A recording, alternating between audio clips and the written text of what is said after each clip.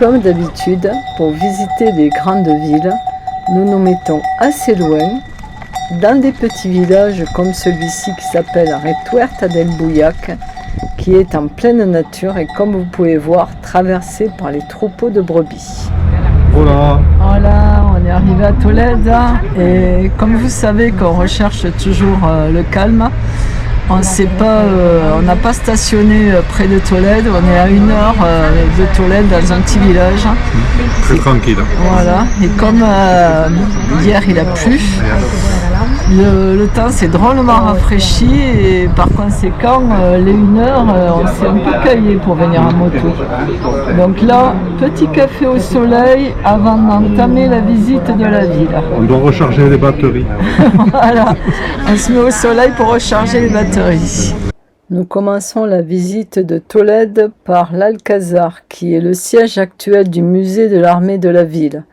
Il fut construit à l'époque romaine, mais transformé sous les règnes d'Alphonse VI et d'Alphonse X le Sage. Il s'agira d'ailleurs du premier Alcazar au plan carré et avec des tours aux angles.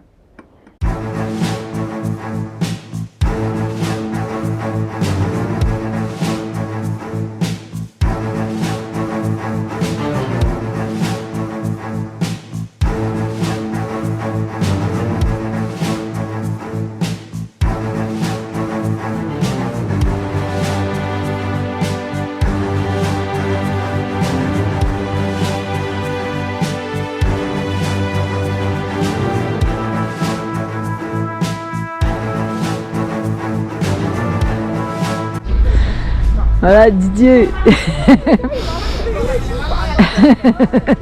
Didier qui sent les roses. C'est vrai qu'elles sentent bon ces roses. Ouais, les roses du jardin de l'Alcazar à Tolède.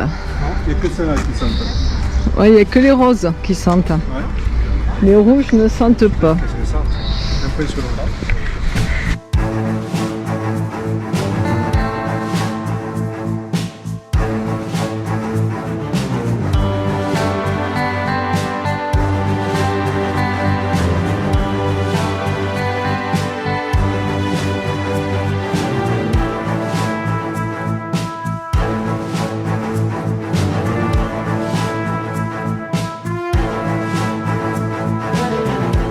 L'Alcazar, qui signifie forteresse en arabe, domine Tolède et s'impose d'emblée au regard par sa forme massive aux lignes épurées.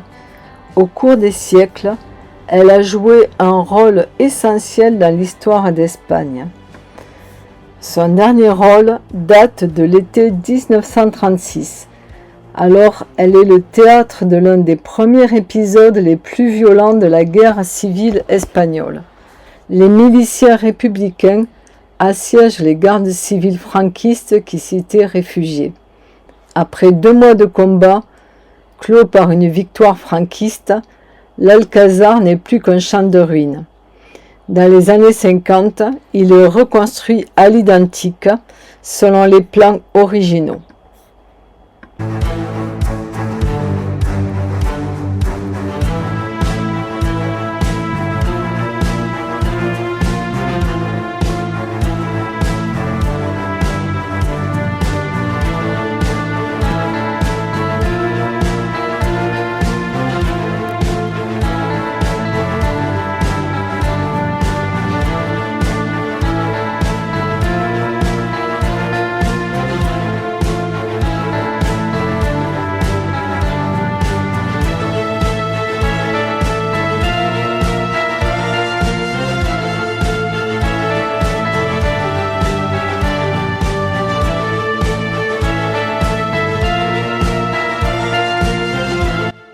Nous arrivons sur la place face à la cathédrale de Tolède. La cathédrale de Tolède est classée au patrimoine de l'UNESCO et elle a une histoire un peu particulière car elle a été c'est d'abord une église qui a été construite au VIe siècle et pendant l'invasion arabe, les musulmans se sont appropriés la construction pour la reconvertir et l'amplifier en grande mosquée. Et durant la reconquête, un accord avec les musulmans stipulait que la mosquée demeurerait une mosquée et qui pourraient continuer leur culte.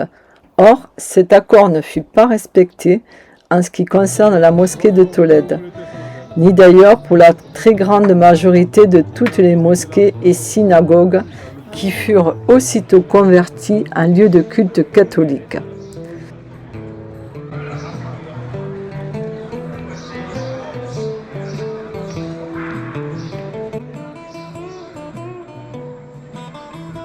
Sur cette même place, qui est la place de la mairie, se trouve la sculpture de Tres Aguas de Cristina Iglesias.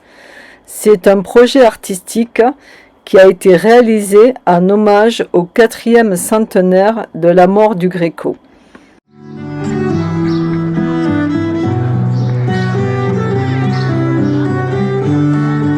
Après avoir quitté la cathédrale, nous flânons de ruelle en ruelle pour découvrir la célèbre ville aux 3 cultures. Chrétiens, musulmans et juifs ont cohabité à Tolède pendant des siècles. On se plaît d'ailleurs à rêver que cet héritage de tolérance et de vivre ensemble puisse se transmettre dans le monde entier, et ce, au fil du temps. Nous déambulons dans les petites rues jusqu'à atteindre le centre-ville, qui est bondé, et il y a notamment des touristes de toutes les nationalités et beaucoup de boutiques de souvenirs. Dans les boutiques de souvenirs, on retrouve notamment l'artisanat damascène. Le damasquinage, c'est l'art mort d'incruster des fils d'or ou d'argent dans de l'acier noir selon un motif décoratif. Et cet artisanat est notamment utilisé pour décorer des assiettes, des bijoux, des épées, etc. Ce qui fait aussi la notoriété de la ville, c'est surtout la fabrication des épées et des couteaux. En effet, une industrie métallurgique célèbre depuis des siècles. La réputation des aciers de Tolède réside dans la maîtrise avec laquelle les artisans travaillaient cet acier, et cette habileté, cette maîtrise a été gardée très jalousement pendant des siècles et transmise de génération en génération jusqu'à nos jours, pouvant affirmer ainsi que l'acier de Tolède est unique au monde. La visite de la ville nous mène dans le quartier juif, qui abritait la communauté juive la plus importante d'Espagne. Des archéologues ont retrouvé des objets attestant la présence de juifs dans la ville depuis le IVe siècle. La péninsule ibérique fut pendant 15 siècles la seconde terre des juifs. D'ailleurs, au Moyen Âge, Tolède comptait jusqu'à 10 synagogues et 7 centres d'études bibliques. Une époque où la ville avait gagné la réputation de Jérusalem des Juifs d'Espagne. Ils ont vécu ballottés entre chrétiens et musulmans jusqu'à leur expulsion en 1492.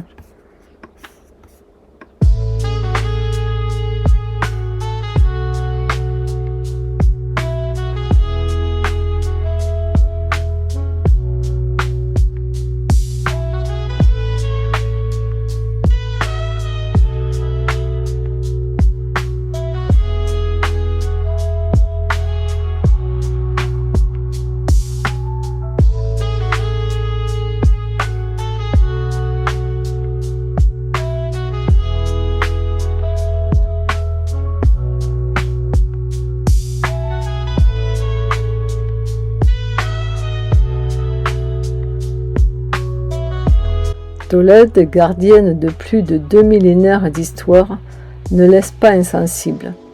Elle fut d'ailleurs la ville d'adoption d'El Greco, qui s'y établit et où il peint ses plus grandes œuvres.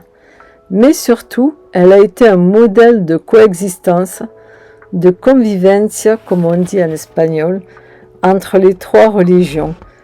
Et même si cette période de tolérance a été mise en doute, il y avait moins de conflits religieux qu'ailleurs dans le monde. On ne peut qu'espérer que cette période serve de modèle à notre monde actuel. J'espère que cette vidéo vous aura donné envie de visiter Tolède. On vous dit à bientôt. Prenez soin de vous. Au revoir.